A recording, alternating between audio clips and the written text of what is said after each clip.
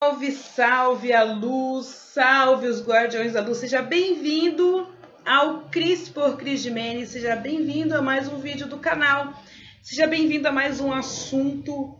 E se você não é inscrito no canal, se inscreva no canal, curta, compartilhe, comente, deixe aí suas dúvidas, deixe sua sugestão de tema.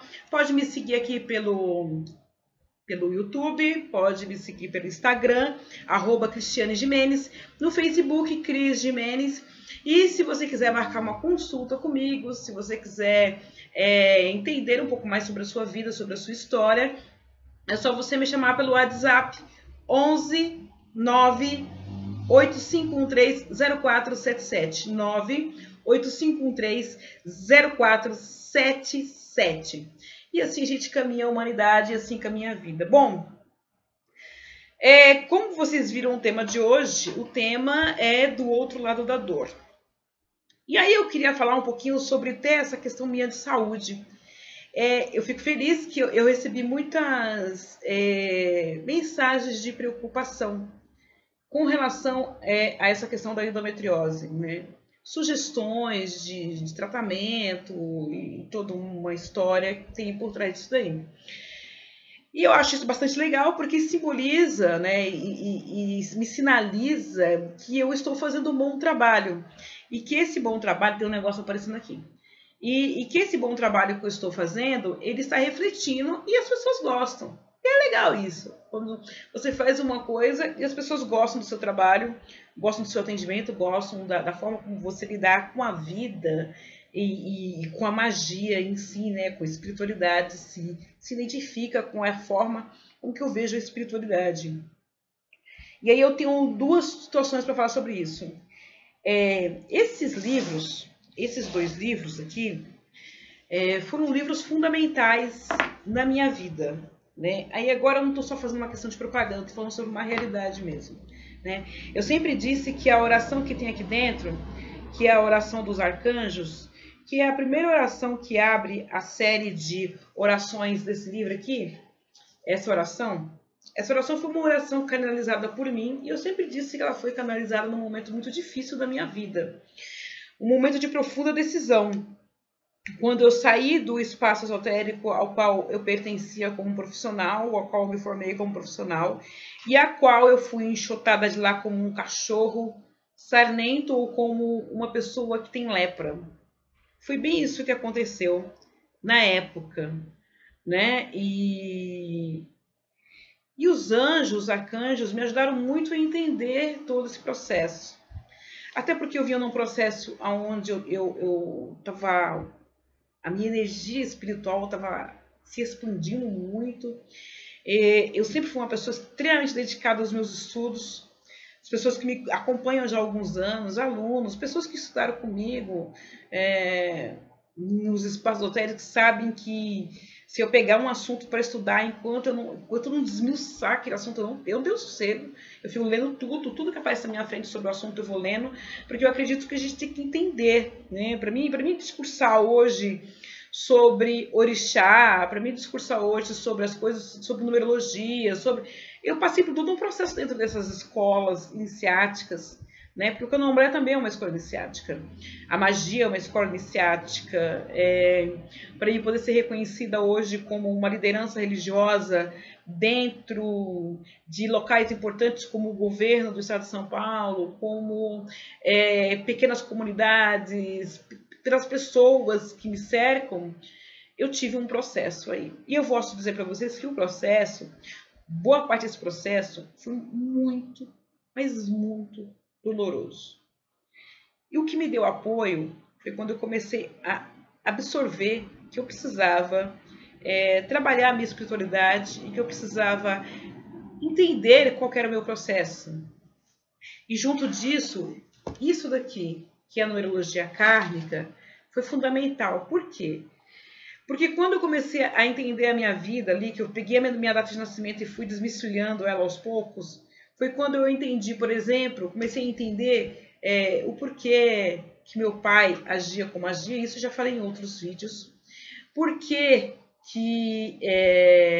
eu tinha miopia, Eu tenho vídeos aí de óculos, o óculos não é fraco, eu uso 23 graus e meio de miopia, eu tenho 23 graus e meio de miopia, mais 6,5 de astigmatismo. E qualquer oftalmologista que eu vou, ele vai dizer que eu enxergo muito mais do que seria dito pela medicina convencional. E quando eu tratei a minha miopia, quando eu consegui estacionar ela e melhorar a minha visão, eu melhorei através de cristais, através de reiki e através de magia, claro. O autoconhecimento faz com que você acabe entendendo muita coisa e até realmente as enfermidades que você carrega no corpo. Dentre essas enfermidades, quando eu falo do outro lado da dor, eu digo que quando a gente tem uma enfermidade, quando você tem uma doença, não importa que doença seja, você tem que observar o que causou aquela doença, né? Qual foi a causa? Por que ela está ali? Porque ela não está ali por acaso. Então, por exemplo, no meu caso, vou dizer dessa situação da endometriose, porque ela é uma situação muito dolorosa. Muito dolorosa. Quem tem endometriose e foi diagnosticado que esse treco sabe do que eu estou dizendo. Mas por que que eu, uma pessoa, né? Outro dia as pessoas me falaram, mas como que isso aconteceu? Eu tenho vários processos em cima de mim para que eu tenha desenvolvido endometriose. Às vezes, quando eu vou falar esse tipo de coisa no canal, quando eu vou falar esse tipo, ou por exemplo, quando eu abri que eu estava internada e fiz vídeos de dentro do hospital para que o canal não parasse, e também porque eu quero que as pessoas que me acompanham não tenham uma falsa ideia da minha pessoa. Como falsa ideia, Cris? Às vezes eu vejo vídeos de espiritualidade, vídeos que falam a mesma coisa que eu, né? Fazem previsões, fazem essas coisas todas. E parece que aquelas pessoas são intactas. E nós não somos intactas. Eu conheço pessoas de canais, pessoalmente, tá? Pessoas de canais do YouTube, pessoalmente, que têm suas vidas devastadas, destruídas, arrasadas. Muitas não têm dinheiro para pagar uma conta de luz. Muitas vezes no final do mês. Não tem dinheiro para nada. E elas fazem propaganda de espiritualidade, de rituais de prosperidade, falam de autoestima, falam disso. E quando desligam o vídeo, estão lá chorando e destruídas. Aquilo que ela fala não compete com aquilo que ela vive. Isso é muito complicado. E eu gosto que as pessoas acompanhem meu processo para entender que antes, muito antes, de eu carregar um título, de eu trabalhar com magia, de eu ser uma liderança, de eu ser uma sacerdotisa, de eu ter todas as coisas que eu tenho, antes de qualquer coisa dessa, eu sou uma pessoa humana como qualquer outra. Eu sou finita como qualquer outra. Um dia eu vou morrer. Um dia eu me vou. E nesse dia que eu me for, eu quero que as pessoas entendam que enquanto eu estive aqui, eu fiz o melhor que eu pude. Eu dei o melhor que eu pude.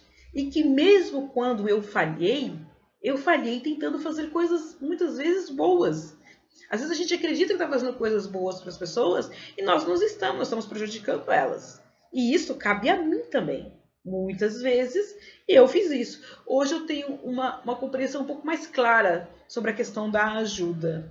Mas eu já tive muitas vezes trocando os pés pelas mãos. E não foi uma nem duas vezes, não. A endometriose ela surge porque ela é uma doença uterina. O útero é a criatividade. Então mostra um período da minha vida em que eu reprimi completamente o meu processo criativo. Tudo. Não é só uma questão de não ter filhos. O filho carnal é um dos passos que existe a energia uterina. Na verdade, ela está ali para isso, né? Para você procriar, para mais nada. Mas se eu for pensar num âmbito maior, eu estou falando da procriação e da criação em si. E desde os meus... Quando eu aprendi a escrever, na verdade, né? Eu comecei a dominar mais assim, a escrita mais ou menos com uns 8 anos. Porque meu pai, apesar de não ser uma pessoa letrada, né, porque quando eu comecei a estudar, meu pai não sabia escrever. Meu pai veio aprender a escrever quando eu já estava terminando acho que o ginásio, eu estava entrando no ginásio, né? Que hoje seria, acho que o 6º, 7º ano, por aí. Foi nessa época que meu pai aprendeu a ler. Mas apesar do meu pai não ser uma pessoa letrada, ele sempre nos dava livros, revistas, gibis, para que a gente pudesse ler, brincar, eu e meus irmãos. E dos meus irmãos, eu sou a que mais leio. A caçula também lê bastante. Mas na época não tinha a caçula ainda, eu era a que mais lia. Qualquer coisa que ia na minha mão, eu devorava. Então, e eu sempre gostei de escrever. Tanto que o meu primeiro concurso literário eu ganhei com 9 anos de idade. Era um concurso da prefeitura, que eu ganhei uma coleção de livros e uma situação assim. Mas o que eu quero dizer com tudo isso? Eu quero dizer que, às vezes, por ignorância de família, de colegas, de tudo, porque naquela época eu usava óculos, e na época os óculos eram muito, muito rústicos. Então aquilo deformava muito, ainda deforma, né? Eu ainda tenho o rosto muito marcado aqui ainda pelo peso do meu óculos, que eu uso durante o dia, eu uso muito óculos. Mas naquela época era muito pesado. Então eu acabei me tornando uma pessoa muito CDF e muito tímida. E eu era alegre só realmente com as pessoas... Ai, Lídia Maria! Eu era alegre, um pouco mais solta, realmente só com as pessoas mais próximas a mim. Eu era tão arredia quanto um gato, para vocês terem noção, né? Às vezes o gato não gosta de contato, né? E eu me identifico muito com gatos por causa disso. Porque eles, se você passar a mão, né, às vezes mais do que o necessário, ele se sente incomodado. Ele tem um limite para intimidade. Eu tinha esse limite para intimidade.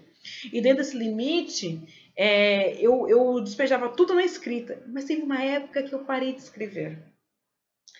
Eu ainda tenho hoje, até hoje em dia, pastas e pastas de poesias que eu escrevia na época. E muito bem escritas, por sinal. Mas teve uma época que eu parei. Eu desenhava muito bem. Hoje em dia eu já não desenho mais. Mas na época eu desenhava muito bem. E eu escrevia muito bem. Tanto que as minhas poesias, os meus poemas, eram todos ilustrados por mim. Esse processo criativo parou. E eu me fechei numa concha. Eu tive uma perda familiar. Né? Eu perdi a minha madrinha de batismo e a minha avó, que eram pessoas que eu era extremamente apegadas. Na época, e eu lembro que essa questão da mediunidade, o da minha madrinha ficou muito marcado, porque ela tinha ido um domingo antes me visitar e me levado uma boneca. E aí, no domingo seguinte, a gente tinha recebido uns dias antes a notícia que ela não estava muito bem, que ela estava com muita dor de cabeça. E no domingo seguinte que ela veio, né? Ela veio no próximo domingo, eu tinha ido à casa da minha avó. Quando eu estava voltando da casa da minha avó, eu falei com a minha mãe assim, mãe, minha madrinha morreu. Minha mãe falou, você é louca, menina, era besta. Eu tinha exatamente 12 anos. Ia fazer 12 anos, eu tinha 11. Falei, minha madrinha morreu. Minha mãe falou exatamente essas palavras para mim. Para de loucura, menina, sua madrinha tá viva. Falei, não, mãe, minha madrinha morreu. Quando nós atravessamos a rua para chegar em casa, a vizinha, que naquela época telefone era luxo, né? Tinha uma vizinha só, na rua inteira, que tinha telefone. E ligaram para essa vizinha e avisaram. Ligaram, minha madrinha morava em São Mateus. Ligaram de São Mateus e avisaram que sua sobrinha, acabou de falecer. E a sobrinha era minha madrinha. E isso ficou muito marcado, esse processo criativo meu foi encolhido. Juntar esse processo criativo com a entrada na adolescência, né? A gente se sente desajeitado, esquisito. Eu não era uma adolescente de muitas amizades, de grupinho não. Sempre tive poucas amigas, encolhidas e sempre muito chacoalhada, muito zoada, umas brincadeiras assim que eu tentava muitas vezes levar na brincadeira mesmo, mas eu tinha uma sensibilidade tão exagerada e eu jogava tudo na época num diário, um caderno comum que a gente fazia de diário. Uma professora de português incentivou a gente a fazer isso e isso se tornou um hábito para mim e eu jogava tudo ali. E uma época eu travei, eu não escrevia, eu não desenhava, eu não fazia esportes. A minha vida era de casa para a escola, da escola para o trabalho, porque foi uma época que, na transição, eu comecei a trabalhar no McDonald's. E pasme, quando eu vou hoje fazer uma retrospectiva e aonde foi que eu catei essa endometriose, eu chego lá atrás. Chego lá atrás. O quantas vezes você não compreender, você não conseguir chegar na linguagem do seu filho, da sua filha, o quanto muitas vezes você, enquanto pessoa, não consegue se expressar em nenhum tipo de arte, não consegue colocar para fora os seus pensamentos, os seus sentimentos, suas emoções, a rejeição, quando você não está preparado para lidar com isso, o quanto isso, em algum momento, vai explodir no seu corpo. Então demorou, claro, vários anos, né, algumas décadas, vamos colocar aí 3 décadas, mas explodiu no meu corpo a endometriose. E por que a endometriose veio explodir no meu corpo agora? Porque eu passei por um processo de mudança muito grande. Nos últimos 3, 4 anos, eu passei por um processo de mudança extremamente grande. Que processo de mudança foi esse? Um pouco mais de 4 anos. Que processo? Eu saí de um casamento que não estava legal. Por que não estava legal? Porque a gente não se entendia, não. A gente se entendia muito bem. E terminamos nos entendendo muito bem. Mas então, por que 2 pessoas que se entendem e o casamento acabou? Porque eu queria crescer. Eu me encontrei na espiritualidade, eu me encontrei dentro disso. E este mundo que eu me encontrei abriu portas para que eu viajasse. Então eu passava praticamente 15 dias no Rio de Janeiro, 15 dias em São Paulo. Eu ficava mais no Rio do que em São Paulo. Não há casamento que resista, né, gente? Então nós chegamos a um acordo e resolvemos cada um para o seu lado. Mas essa separação, apesar de ter esse entendimento de que ele estacionou, ele não crescia, não queria estudar, não queria fazer na faculdade, e eu estava pensando em faculdade, entrei na faculdade de letras, fiz um monte de coisa. Esse vídeo vai ficar enorme, né? Mas vou terminar ele assim mesmo. Apesar de tudo isso, isso me abalou. Claro, né? Quando você está acostumado num ritmo e aquele ritmo se rompe, aquilo abala. Neste meio tempo, né, de término de casamento, no início do meu casamento, eu passei por uma outra perda de um amigo, tudo isso tumultuado. E coisas mal trabalhadas, lutos mal trabalhados, resultam nisso. Hoje, num processo extremamente doloroso no meu corpo, e no qual eu tenho que lidar com ele. E tenho que mudar algumas posturas. Por quê? Porque quando você entra nesse processo, muitas vezes, né, de uma coisa negativa acontecer aqui, acontecer ali, e você não se dar o tempo necessário para você passar por esse luto, seja uma separação, seja uma mudança de trabalho, a gente tem um tempo, né, de adaptação. Mas quando esse processo pode trazer muita dor, o que você faz? Você atropela. E o que eu fiz? Eu atropelei. O que eu fiz? Eu fui trabalhar. Bom, não deu certo o casamento, então o que me resta é trabalhar. Então, eu não dei tempo de sentir. Eu não dei tempo de chorar. Eu não dei tempo de extravasar. Eu fui buscar o meu refúgio no trabalho, para que eu não vivesse aquela situação. Não era legal para mim, né? Onde que é legal você se dar bem com uma pessoa, você está com uma pessoa que tem muito a ver com você, e de repente aquela pessoa não tem a ver porque ela chegou num ponto onde ela não vai passar daquele ponto ali mais, mas você almeja mais. Então, ou você para, ou você estaciona, ou você tem que ter a maturidade de deixar a pessoa partir. Mas você ter a maturidade de deixar a pessoa partir não significa que isso não vai te doer e você não vai sofrer. É aí que está o X da questão. E eu não parei naquele momento. Se eu não parei, o meu organismo registrou isso. Aí outra pessoa morre, o organismo registra isso. Você não viveu aquele luto, você não viveu aquela história, né? Então, isso daí abafa o processo criativo e deu nisso. Como que eu vou trabalhar isso agora, né? O que eu vou ter que fazer? Parar. O organismo me obriga a parar. O próprio organismo me obriga a parar. Porque eu não posso mais fazer o mesmo ritmo. Eu vou ter que dar um tempo para o meu organismo se recuperar. Eu vou ter que dar um tempo. Vou passar pela cirurgia, vou retirar o útero, vou ter um tempo de resguarde, que eu vou ter que diminuir o meu ritmo de trabalho. Aí sim a vida segue em frente.